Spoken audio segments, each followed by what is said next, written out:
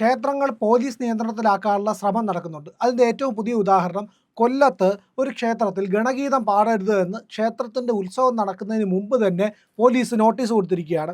കൊല്ലം പനയം കോവിൽമുക്ക് സുബ്രഹ്മണ്യ സ്വാമി ക്ഷേത്രത്തിലാണ് ഭരണസമിതിക്ക് police notice നൽകിയിരിക്കുന്നത്. ഗണഗീതമോ ഏതെങ്കിലും തരത്തിലുള്ള ആവിഷ്കാര പ്രകടനങ്ങളോ ഇവിടെ നടത്താൻ പാടില്ല എന്ന്. ഇത് അടിയന്തരാവസ്ഥ കാലമാണോ എന്നുള്ള ഒരു ചോദ്യം കൂടെ വരുന്നുണ്ട് അതിൻ്റെ കൂടെ. ഇതിൽ പ്രധാനമായിട്ട് പോലീസ് ചില ആളുകളുടെ കാൽ കീഴിൽ അമർന്നിരിക്കുന്ന ചില സാധനങ്ങളാണ്. സ്വന്തമായി അതിൽ ഇച്ഛാശക്തി അല്ലെങ്കിൽ ഒരു ചിന്താശക്തി പോലീസിനെ സംബന്ധിച്ചില്ല. പോലീസ് അവർ മറ്റേ ഇറാൻ മൂളികളായിട്ട് പോലീസാണ് കേരളത്തെ സംബന്ധിച്ചുള്ളത്. നമ്മളൊന്ന് ആലോചിച്ച് നോക്ക്. കഴിഞ്ഞ ദിവസം ഗണേഷ് കുമാറിൻ്റെ സംഭവം പറഞ്ഞ് പോലീസ് കേസ് ചാർജ് ചെയ്തില്ല. മറിച്ച് പോലീസ് ചില സമയത്ത് ആളാകാനുള്ള പരിശ്രമം നടത്തുന്ന ചില പോലീസ് ഉദ്യോഗസ്ഥന്മാരുണ്ട്.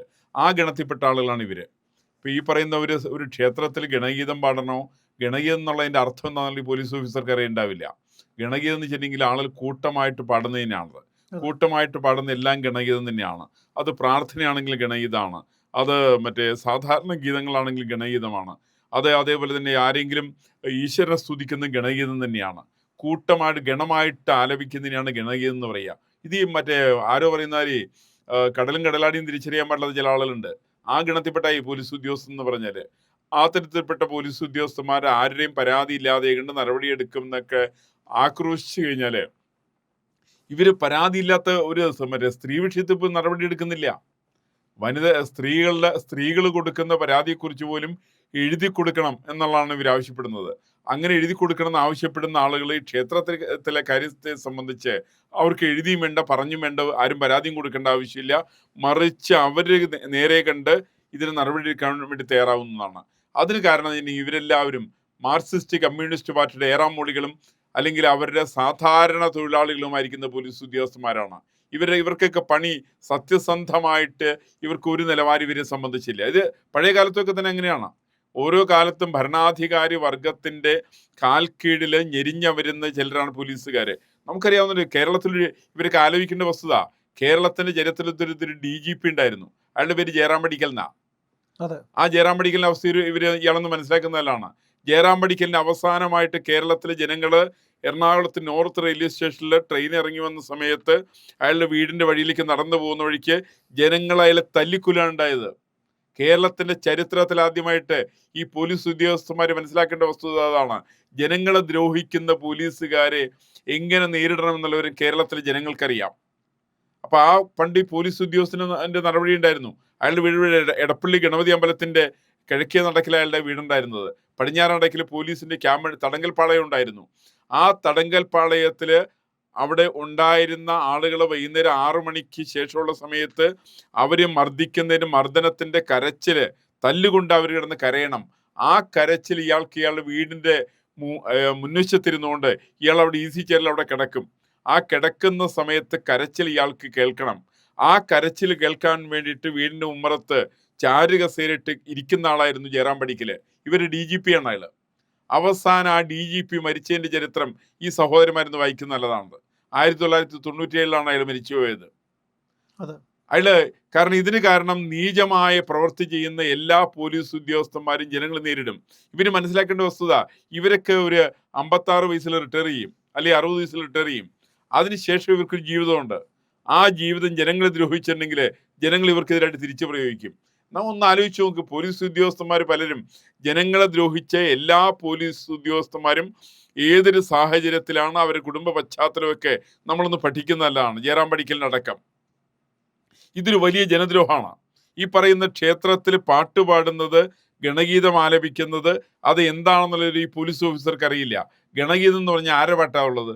ആ ഗണഗീതത്തിൽ ആർക്കെങ്കിലും എതിരായിട്ട് എന്തെങ്കിലും ഒരു വരി ഇയാൾക്കൊന്ന് കാണിച്ചു തരാൻ സാധിക്കുമോ? ആ ക്ഷേത്രത്തിൽ ആ ഗണഗീതത്തിൽ ഈശ്വര നിന്നയില്ല, ഈശ്വര സ്തുതികൾ മാത്രമാണുള്ളത്. അതിനകത്ത് ആരും ക്രൈസ്തവ, ഇസ്ലാമിക, രാഷ്ട്രീയ ഒരു മതവിഭാഗങ്ങൾക്ക്, ജാതി വിഭാഗങ്ങൾക്കെതിരായിട്ട് ആർക്കുമെതിരായിട്ട് യാതൊരു ആക്ഷേപങ്ങളും അതിനകത്ത് ദേശവിരുദ്ധതയേ ഇല്ല. അതിനകത്ത് പൂർണ്ണമായിട്ടുള്ളത് ഈ നാടിനെ സ്തുതിക്കുന്ന ഗീതങ്ങള്, ഈ ഭാരത മാതാവായിട്ട് കാണുന്നത് ഈശ്വര സങ്കല്പമാണ് വാസ്തവത്തിലത്. അങ്ങനെ വരുന്ന ഗണഗീതങ്ങൾ വേണ്ട എന്നുള്ളത് പോലീസ് ഉദ്യോഗസ്ഥൻ തീരുമാനിച്ചിട്ടുണ്ടെങ്കിൽ ഇയാൾക്ക്, ഞാൻ നേരത്തെ പറഞ്ഞ മാതിരി, ഇയാൾക്ക് കടലും കടലാടിയും നമ്മൾ തിരിച്ചറിയാൻ പാടില്ല. അതുകൊണ്ട് ആരെങ്കിലും ഇയാൾ മേലിൽ നിന്ന് വിളിച്ചു പറഞ്ഞിട്ടുണ്ടാവും, അവിടെ പാട്ട് പാടുന്നുണ്ട്, താൻ പോയിട്ട് നടപടി എടുത്തു എന്ന് പറഞ്ഞിട്ടുണ്ടാവും. ഈ കിഴങ്ങനായിട്ടുള്ള പോലീസ് ഉദ്യോഗസ്ഥൻ, യാതൊരു വിവരമില്ലാത്ത പോലീസ് ഉദ്യോഗസ്ഥൻ ഇതിനെതിരായിട്ട് നടപടി എടുക്കാൻ വേണ്ടിയിട്ട് നടക്കുകയാണ്. ഇതിന് പരാതി അവിടെയുള്ള ക്ഷേത്രത്തിന്റെ ഭാരവാഹികൾ പാടാൻ പാടില്ല എന്ന് പറഞ്ഞിരിക്കട്ടെ, പാടാൻ പാടില്ല, ന്യായമാണ്. ദേവസ്വം ബോർഡിന്റെ ക്ഷേത്രമൊന്നുമല്ല, ദേവസ്വം ബോർഡ് സ്വകാര്യ ക്ഷേത്രമാണ്. ആ സ്വകാര്യ ക്ഷേത്രത്തിൽ പാടണമോ വേണ്ടേ എന്നുള്ളത് തീരുമാനിക്കുന്നത് പോലീസല്ല തീരുമാനിക്കേണ്ടത്. ഇപ്പം ഞാൻ പറയില്ല, എൻ്റെ വീടുണ്ട്, എൻ്റെ വീട്ടിനകത്ത് ഏത് പാട്ടാണ് ഞാൻ പാടണേ തീരുമാനിക്കുന്നത് പോലീസ് തീരുമാനിക്കാൻ വന്നാലേ എന്താണ് പോലീസിന് കൊടുക്കേണ്ട മറുപടി എന്നുള്ളത് എനിക്കറിയാം. ഇത് അതേപോലെ തന്നെയാണ് സാധാരണ ക്ഷേത്രത്തെ സംബന്ധിച്ചും. ക്ഷേത്രം പൊതു സ്ഥലത്താണുള്ളത്. അങ്ങനെയാണെങ്കിൽ ക്ഷേത്രം സ്വകാര്യ ക്ഷേത്രമാണ്. സ്വകാര്യ ക്ഷേത്രത്തിന്റെ കാര്യങ്ങൾ തീരുമാനിക്കുന്നത് പൂർണ്ണമായിട്ട് ആ ക്ഷേത്രത്തിന്റെ ഭാരവാഹികളാണ് തീരുമാനിക്കേണ്ടത്. അക്കാര്യത്തിൽ യാതൊരു പങ്കും പോലീസിനെ സംബന്ധിച്ചില്ല. പോലീസ് അനാവശ്യമായുള്ള കാര്യങ്ങൾ ഇടപെടാൻ പാടില്ല. കാരണം പോലീസ് ചെയ്യേണ്ട പണികളൊന്നും പോലീസ് ചെയ്യുന്നില്ല. ആളുകൾ പരാതി കൊടുക്കുന്നതിന് പോലും നടപടിയെടുക്കുന്നില്ല. പോലീസ് കാര്യങ്ങൾ നീട്ടിക്കൊണ്ടുപോകാൻ തയ്യാറാവുന്നു. പോലീസ് ഉദ്യോഗസ്ഥന്മാരെ അഴിമതി. ഇപ്പൊ പോലീസ് ഉദ്യോഗസ്ഥന്മാരിൽ തന്നെ ഭൂരിപക്ഷം വളരെ കൂടുതൽ ആളുകൾ ക്രിമിനലുകളാന്നുള്ള റിപ്പോർട്ടൊക്കെ വന്നിട്ടുണ്ട്. ആ തരത്തിൽപ്പെട്ട ചില ക്രിമിനലുകളായിരിക്കുന്ന പോലീസ് ഉദ്യോഗസ്ഥന്മാര് ഈ തരത്തിൽ ഗണഗീതത്തിനെതിരായിട്ട്, ദേശഭക്തി ഗാനങ്ങൾക്കെതിരായിട്ട്, ഹൈന്ദവമായിരിക്കുന്ന കാര്യങ്ങൾക്കെതിരായിട്ട് നടപടിയെടുക്കാൻ വന്നാൽ ആ നടപടിയെ രണ്ട് കൈയും കെട്ടിക്കൊണ്ട് അതിനെ സ്വീകരിക്കാൻ വേണ്ടി ഹൈന്ദവ ജനത തയ്യാറാകില്ല എന്നുള്ളതാണ് എൻ്റെ വിശ്വാസം. കാരണം ഇതിനെതിരായിട്ട് വളരെ ശക്തമായിട്ടുള്ള പ്രതിഷേധം ആവശ്യമാണ്.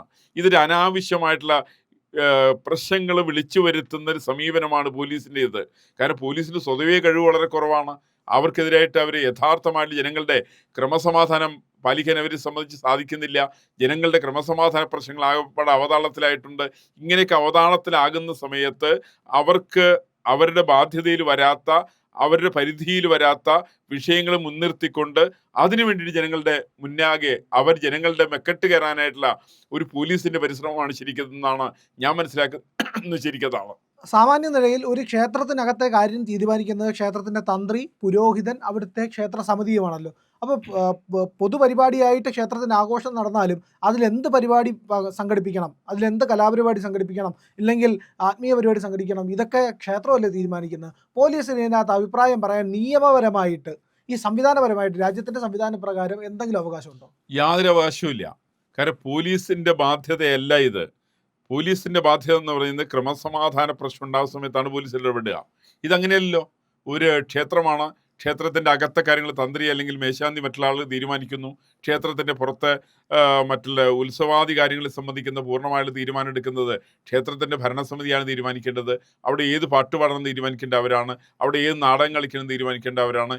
ഏത് കഥകളി വേണം തീരുമാനിക്കേണ്ട അവരാണ്. ഈ കാര്യത്തിൽ എങ്ങനെ പോലീസ് തീരുമാനം എടുക്കുക? ഇപ്പൊ പോലീസുകാരൻ തീരുമാനിച്ചിരിക്കട്ടെ, അവിടെ മറ്റേ പൂതനാമോക്ഷം കഥകളി പാടില്ല. പൂതനാമോക്ഷം എന്ന് പറഞ്ഞിട്ടുണ്ടെങ്കിൽ ഇവിടെ വലിയ ക്രമസമാധാന പ്രശ്നം ഉണ്ടാക്കും. അതുകൊണ്ട് വേണ്ടിയിട്ട് നിങ്ങൾ പൂതനാമോക്ഷത്തിന് പകരം നിങ്ങൾ സന്താനഗോപാലം മതിയെന്ന് ഏതെങ്കിലും മൊണ്ണയായിട്ടുള്ള പോലീസുകാരൻ തീരുമാനിച്ചിട്ടുണ്ടെങ്കിൽ ഇത് അംഗീകരിക്കാൻ ജനങ്ങൾ ബാധ്യസ്ഥരല്ല. ഇത് പോലീസുകാരനല്ല തീരുമാനിക്കേണ്ടത്. പോലീസുകാരൻ സ്വന്തം അധികാര പരിധിക്ക് അപ്പുറത്തുള്ള കാര്യങ്ങൾ തീരുമാനിക്കാൻ തുടങ്ങിയാൽ കേരളത്തിന്റെ ക്രമസമാധാന നിലയെ തകർക്കുന്ന കാര്യത്തിൽ ഈ പോലീസ് ഉദ്യോഗസ്ഥന്മാർക്കാണ് പങ്കുള്ളത്. കാരണം പോലീസുകാർ വേണ്ട കാര്യങ്ങൾ ഇടപെടുന്നില്ല. ജനങ്ങളുടെ സുരക്ഷിതത്വം അവരുടെ വിഷയമല്ല.